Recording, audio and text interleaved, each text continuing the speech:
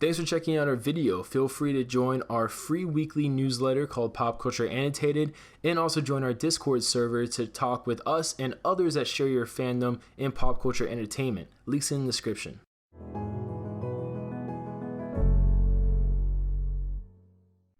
Hey everybody, how's it going? So we have a new trailer for Stranger Things 3, Stranger Things Season 3 on Netflix, and I'm pretty excited. I remember when the show first started out, it was just like a small, kind of like, not cult hit classic kind of show, but it was definitely more of a smaller kind of fan base show, and then it obviously grew, became a huge hit, became a huge success for Netflix, and here we are with a well-established TV show on Netflix that honestly there's a lot of excitement for. I mean, it has everything you'd want. It has nostalgia, it has sci-fi elements, and it has, good characters and good writing. So the trailer seems to be playing the 1985 hit song Home Sweet Home, while also showing us various summer style attractions like July 4th, a theme park, summer activities, stuff like that, which fits with the whole theme and fits with the time period of it taking place during the summer of 1985, 1 year after season 2. And as an 8-episode season, it looks like it's going to be pretty jam-packed. So I'm really looking forward to what the Do For Brothers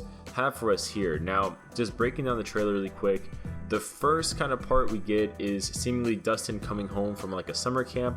Because if the majority of the episodes take place more so in July than maybe, let's say, like June, it makes sense that maybe he was gone for like, May to June, depending on when his school system gets out. Because I know different schools, they get out different time periods and stuff like that. So he was probably gone for like a week-long summer camp or something like that, based on his uniform and things like that. And his toys come to life in the next panel, which is kind of funny because he's like freaked out by it and he thinks that basically like, oh my god, is something going on again.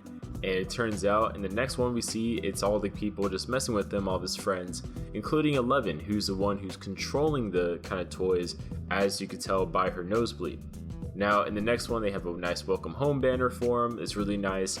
I just thought this was really interesting because it kind of just shows, the fun of it. And also it kind of contradicts the later half of the trailer where we show a lot of the characters not really like this anymore. They start saying stuff like, we're not kids anymore, and this and that. And you kind of see how they drift apart in certain instances. So it's really nice how in this part of the trailer, we still see them all together and things like that, being a close-knit group. Now this next scene isn't really anything integral, I just thought it was funny. He sprays Lucas in the face. I just think it's funny because you see Eleven's reaction in the background, you see Mike's reaction in the background, everyone's blowing the celebratory thing, and there, Lucas is just getting sprayed in the face. So in the next scene we see everybody kind of going out, it seems like they might be having a kind of summer, not picnic thing, but kind of like a summer hike / camp style kind of thing, and it looks like this is right after Dustin comes home, considering he's still wearing the same gear, so he was probably just so happy to see everybody he didn't even bother to change. But I definitely think it's really cool because they also put up what looks like a makeshift satellite, which is really interesting in my opinion. Maybe it's to help with 11 or do something else. I think it's really cool though. They are a part of the AV club though, so it would make sense that maybe they want to keep messing around with that kind of stuff even outside of all the upside down things they've done in the past.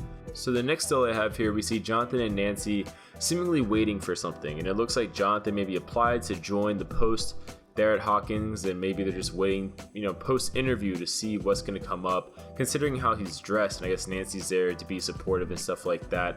That's just kind of the vibe I'm getting from this. We do know that there's certain new characters being introduced to season 3, with one of them being a character called Bruce, who is a journalist with questionable morals and stuff like that. So having Jonathan already be working at the Post obviously makes a really easy way to connect those two characters, organically bring all that stuff to the fold from that aspect. But the next one we get to see Billy probably still being an asshole, but he's being a lifeguard for the summer, which isn't that elaborate, but he does come to play later. Now we also get to see Hopper seemingly waiting for a date, and it's kind of counteracted with Joyce also seemingly eating alone. And I wouldn't be surprised if they romantically pair them up together. There's kind of been this tension between the two since the beginning of the show, and I think a lot of fans have kind of done their shipping thing with the two characters, so definitely wouldn't be surprised about that if they're both ending up together in some way this season. They've both suffered a lot of loss. Joyce had her boyfriend last year, who ended up dying, sacrificing himself to help everybody. So I wouldn't be surprised if, like, go for it, put the two characters together, because I think it'd be a good match, especially because she's already a motherly like figure to 11, so it would make sense. I just think it works, basically. Now from here we also get to see Mike on a bike, in this still, and he's kind of departing Will's old house, as he was saying, we're not kids anymore. So during the show, like, there's a lot of history with that house. Like, a lot of stuff in season 1 especially went down in that house, and a lot of stuff in season 2 went down in that house. So I wouldn't be surprised if they're finally moving from that house. It kind of looks like that. It has that vibe about it, and it looks like a final goodbye to the house, as hopefully Will and his mother and all that stuff, like, they can hopefully have a fresh start somewhere else, maybe living with Hopper, maybe living just in a different house.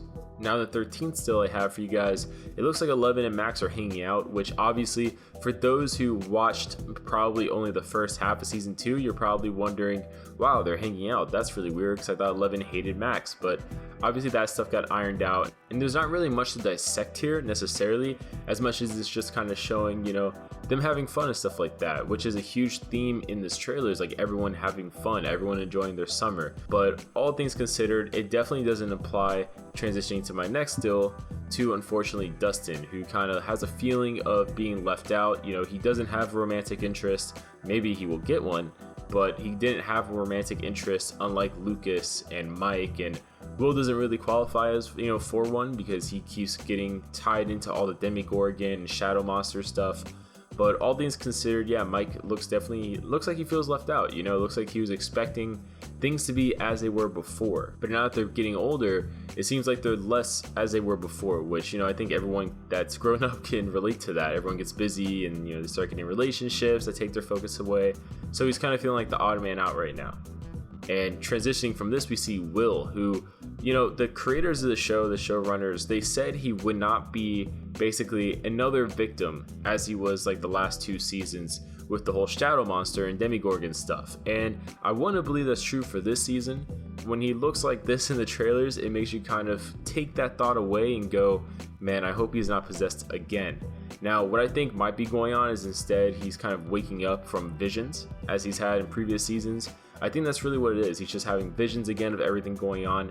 And I think he's going to be how people know stuff's going on again, but he won't be the monster host, if that makes sense. Like, I don't think he'll be possessed again. I don't think he'll be, spitting out any slugs again. I think he'll just be having these visions again, like these nightmares, and he'll be waking up like this, looking, very scared, basically, in cold sweats and all that.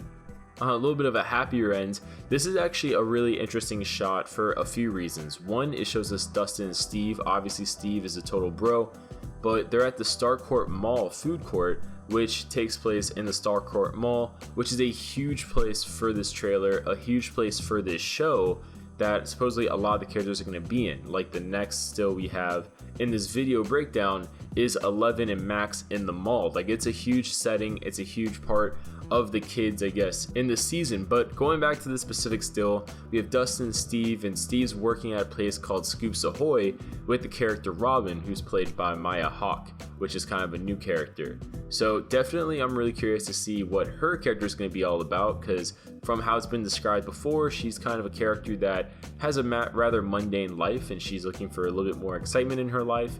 And obviously for someone like Steve, I mean, he's definitely going to be a huge help during this show, not only as a friend and probably mentor slash advice giver for a character like Dustin, who's probably going to Steve out of feeling like neglected by the rest of his friends. Not only is that going to kind of play a role, but also it's just really cool to get Steve, because his character growth and development in this show has probably been one of the best pieces of the show. I mean, he was introduced seemingly for you to hate him, and you ended up just loving him. And like I said before, we have Max and 11 in the mall, seemingly having a good time. I'm sure Lovett's going to be overwhelmed at some point by all the different voices and this and that, it's just all around her. I mean, it's a lot. And kind of going to the next one, we see a protest seemingly, and it looks like people are saying, support downtown, Hawkins, stuff like that. Hawkins' love is downtown. So I'm sure the mayor's probably introducing some sort of re-gentrification, renovating kind of effort that would take away part of the community there and maybe replace it with something like a business center, a town center, stuff like that. And the mayor actually is a character described as, an asshole basically. Mayor Klein, who is handsome, slick, and sleazy, but also described as your classic 80s politician, more concerned with his own image than the people in the small town he actually governs. So I'm really curious to see how this plays off, because definitely a lot more of a political for the people element, and I wouldn't be surprised if Hopper gets tied into that and he becomes the new mayor himself. I just think that'd be kind of natural growth for his character. Now in this next slide, we see a guy seemingly in one of those maze-like attractions in a carnival, and he has a gun, of course, because, we gotta have the intrigue and all that stuff. Now, I don't think he is this character for sure, but he does look like the character of Bruce, who I mentioned earlier, played by Jake Busey, who is a journalist with questionable morals. So definitely as a new character, he would kind of fit that, I guess questionable morals, using the gun kind of would fit that in a certain way. I don't think he's that character. He just looks somewhat similar to the character, so that was my first thought. I guess I would throw it out there. But comment below, who do you think this is? I'm sure it's something related to the Hawkins lab as usual, probably trying to cover stuff up that got out. Now, next we get to see 11 kind of looking out into the sky, and it's unknown if this is actually her literally like on a beach looking up, or if this is her kind of in like a dreamlike state, because we do see her in the trailer very briefly. It's like very brief, quick flashes, in like her dreamlike state, being like kind of like she used to when she used to mentally go to the upside down, so to speak, and kind of be drowned by it and all that crazy stuff. It looks kind of similar to that with how everything looks, but this could also be just in the real world in Hawkins. On the beach, she's looking up and she's seeing the red lightning, which obviously never means anything good. And kind of transitioning to the next one, we see a character seemingly with some sort of infection, which may or may not be spreading across his body. I think this is Billy being infected. I mean, he was stabbed by the syringe in season 2 and seemingly bitten by something in, the last trailer, I think, actually. So I wouldn't be surprised if either one of those things or both of those things together are infecting him, and he'll be the host of the new monster in this season instead of Will. I definitely would not be surprised by that. And then in the next still, we get to see everybody, but we get Steve in the background, seemingly with a kind of black eye or something like that. So he's definitely been in a fight already. Probably he was in a fight with Billy. And also we get to see just everybody, honestly. So it's a good time. And we see 11 in the middle. She has a bloody nose, so she's definitely been using her powers. There's glass on the ground. So I wouldn't be surprised if this is later in the season, because one of the last episodes does reference the mall, like a fight at the mall. So this is probably during that fight against whatever the monster is, and we get to see the mayor in the next still, looking very superficial. And then the final shot I have for you guys from the trailer is the monster in all of its glory. It looks like they're in a hospital though, so I wouldn't be surprised if maybe with the infection and stuff like that, Billy goes to a hospital to get it looked at. They probably have no idea what it is. Maybe they can't even see it, who knows? And he kind of starts mutating into this creature while Jonathan's also in the hospital, based on how the trailer is. So definitely will be really interesting. This is a really ugly creature, so I'm kind of curious what its official name is. But comment below your guys' thoughts. What do you guys think about all this? What is something in this trailer you guys found interesting? Let us know your thoughts down below, and we'll see you guys later.